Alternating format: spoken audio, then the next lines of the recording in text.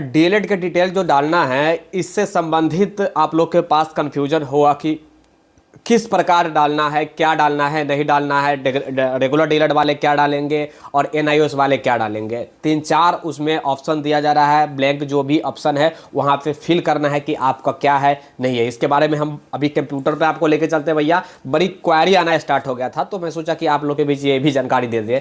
आप लोग का बहुत सारा कमेंट की पिछले वीडियो आया उसमें भी आया है, तो मैं सोचा कि आप लोग के बीच ये भी जानकारी दे दूँ। कंप्यूटर पर मैं अभी डेस्कटॉप पर लेके चल रहा हूँ और आप लोग को जानकारी देने का प्रयास कर रहा हूँ कि क्या कुछ हो सकता है, क्या क्या आपको डालना है। तो प्लीज़ चलिए, वीडियो को सबसे पहले एक लाइक जरूर कर दीजिएगा आप लोग प्लीज़, और सब्सक्राइब कर लीजिएगा भैया। जो लोग नए हैं सब्सक्राइब कर लीजिए और अपने दोस्तों को भी भेज दीजिएगा। चलिए हम लेकर चलते हैं भैया कंप्यूटर पे कि डीएलएड रेगुलर वाले क्या करेंगे और जो एनआईओ से हैं वो क्या करेंगे, या फिर बीएड वाले हैं तो भी क्या करना है उनके बारे में भी। तो चला देखिए, सबसे पहले तो आप ओपन साइट करेंगे। साइट में आप डायरेक्ट बीपीएससी का जो भी ऑफिशियल साइट है वो खोल सकते हैं, या फिर आप सरकारीरियल.com पे भी जाकर आप उसका ऑफिशियली जो भी साइट है बीपीएससी यानी कि बिहार लोक सेवा आयोग का ऑफिशियली साइट है वो आप ओपन कर सकते हैं। उसके बाद आप देखेंगे कि यहाँ पे आपको ऑप्शन दिखने को मिल रहा है, तो आप डिटेल यहाँ पे लेटर आप देख सकते हैं। सबसे पहले आप लेटर पे क्लिक करेंगे, लेटर भी देखने को मिल जाएगा। तो आप लेटर अगर वाकई में पढ़ना चाहते हैं तो आप ऐसे देख लीजिएगा, जो भी डेट है दिया गया 16/12/2023 से लेकर के 18/12/2023, ये आप देख सकते हैं। उसके बाद नीचे में अगर आप देखेंगे तो कहा गया कि डीएलएड डिटेल अपलोड करने के लेकर, और उसके बाद download DElEd detail upload notice. Notice के बारे में अभी हमने बताया। उसके बाद ऐसा ओपन जो भी है आपका एक पोर्टल ओपन होगा डीएलएड डिटेल के ऊपर अगर क्लिक करते हैं, देखिए डीएलएड डिटेल पे क्लिक करेंगे ना, तो डीएलएड डिटेल पे क्लिक करने के बाद ऐसा ऑप्शन आएगा। आपके मोबाइल से भी हो सकता है, कोई बड़ी बात नहीं है। तो मोबाइल में जाइएगा, यूजर आईडी आपको डालना है, पासवर्ड डालना है,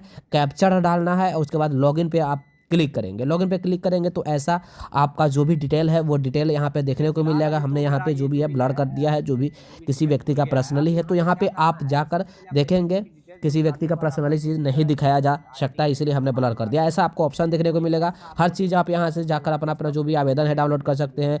1 to 5 का जो भी अभी एग्ज़ाम रिसेंटली में हुआ है, कल हुआ है, परसों हुआ है, सॉरी पिछले दिनों हुआ है, उसके बाद हो रहा है, तो इसीलिए एडमिट कार्ड भी अभी डाउनलोड हो रहा है। उसके बाद आपको यहाँ पे डीएलएड डिटेल है, डीएलएड डिटेल पे आप क्लिक करेंगे। तो डीएलएड डिटेल पे क्लिक करने के बाद आपका जो भी है वो डिटेल देखने को यहाँ पे मिल जाएगा। डीएलएड डिटेल देखने के मैटर ये है कि आपको यहाँ पे डीएलएड पे जब इसी क्लिक करेंगे तो यहाँ पे 2 ऑप्शन आपको दिया जाता है। हमने थोड़ा सा अभी ब्लर किया है, मैं आगे बढ़ रहा हूँ, आगे बढ़कर और सही प्रकार से दिखलाने का प्रयास कर रहा हूँ। अभी यहाँ पे जो भी है आप एक बार जूमिंग करके आप लोग देखिए। सबसे पहले बात की ये मोबाइल में भी हो जाएगा, मैं फिर से बताना चाहूँगा, मोबाइल में भी हो जाएगा, डेस्कटॉप पे भी हो जाएगा, कंप्यूटर में भी हो जाएगा। आप जहाँ कहीं भी आपका क्रोम ओपन हो रहा है वहाँ पे आप कर सकते हैं। ऐसा आपके पास सिंबल ओपन होगा, वो लॉगिन करने के बाद डीएलएड पे क्लिक करने के बाद यहाँ पे 2 ऑप्शन आपके बीच है, डीएलएड रेगुलर कोर्स और एक है डीएलएड एनआईओएस कोर्स। आपके पास 2 ऑप्शन है। अब 2 ऑप्शन में से आपको सिलेक्ट करना है। सबसे पहले बात की अभी हम डीएलएड एनआईओएस कोर्स पे सिलेक्ट करके देख रहे हैं यहाँ पे। उसके बाद नीचे में देखेंगे तो लिखा गया है कि इंटर बोर्ड और यूनिवर्सिटी नेम। इंटर बोर्ड करने का मतलब है कि अगर आप डीएलएड से हैं तो आप तो एनआईओएस ही डालिएगा, और उसके बाद एनआईओएस से डालने के बाद जो भी है आप यूनिवर्सिटी नेम में अभी आपको जो भी है एनआईओएस नोएडा ही डलाएगा, जहाँ तक मुझे जानकारी है। अगर आप रेगुलर डीएलएड से हैं तो रेगुलर डीएलएड पे क्लिक करेंगे तो रेगुलर का डिटेल डालना होगा, रेगुलर के। और कभी भी ये ध्यान में रखिएगा कि जो भी है बोर्ड, अगर आप बिहार बोर्ड से किए हैं तो बिहार बोर्ड डालिएगा, और उसके बाद ही यूनिवर्सिटी का नाम डालिएगा। कंफर्म रहिए, गड़बड़ाना नहीं है। उसके बाद नीचे आप देखेंगे तो आपको ऑप्शन दिया गया है inter period of course in month, यानी कि आपका जो सेशन है वो सेशन क्या है और कितने पीरियड का है, कितने मंथ का है। तो मंथ में आप कभी भी डालिएगा 24 मंथ, जहाँ तक मुझे जानकारी है, और 24 मंथ ही डालना है। चाहे वो एनआईओएस हो, रेगुलर हो, सारे लोग को एनआईओएस वालों को भी 24 मंथ डालना है। कहीं भी लिखा हुआ नहीं है कि भैया आपका डीएलएड जो भी 18 मंथ का है। ये सुप्रीम कोर्ट में कहा गया है ओनली फॉर, कहीं रिटर्न में नहीं है।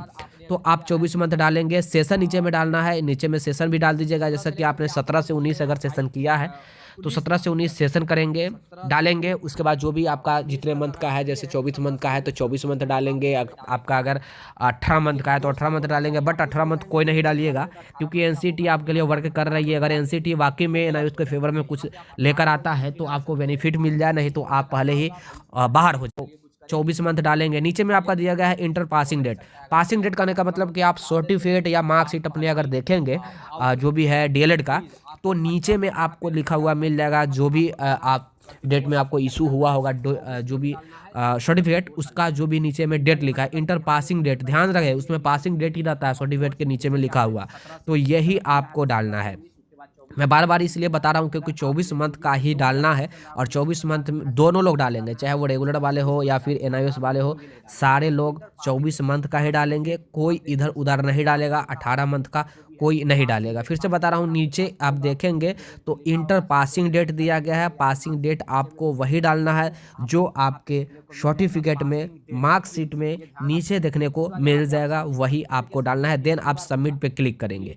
अभी ये डीएलएड रेगुलर की भी हमने बताया और NIOS को भी बताया। देखिए NIOS अगर आप हैं तो NIOS पे क्लिक करेंगे, नहीं तो आप अगर रेगुलर डीएलएड है तो रेगुलर डीएलएड पे ही क्लिक करेंगे। ये डिटेल मांगा जा रहा है, आगे भविष्य तय करेगी BPSC क्या करेगी, आखिर ये क्यों मांगा जा रहा है, कि अगर भविष्य में अगर कहा जाए आयोग की तरफ से या फिर न्यायालय की तरफ से कि आप NIOS को आउट कीजिए, तो फिर आउट करने के लिए उनको छांटने में दिक्कत ना हो, या किसी प्रकार की अगर कुछ होता है तो वो तुरंत हटा सकता है, निकाल सकता है, या फिर इन कर सकते हैं, कह भी सकता है कि हमारे पास इतने कैंडिडेट NIOS वाले, अभी इनके पास डेटा भी नहीं होगा, तो डेटा भी हो सकता है एकत्रित किया जा रहा हो कि NIOS के कैंडिडेट कितने हैं कितने नहीं हैं, बिहार से BPSC में कितने लोग आवेदन किए हैं।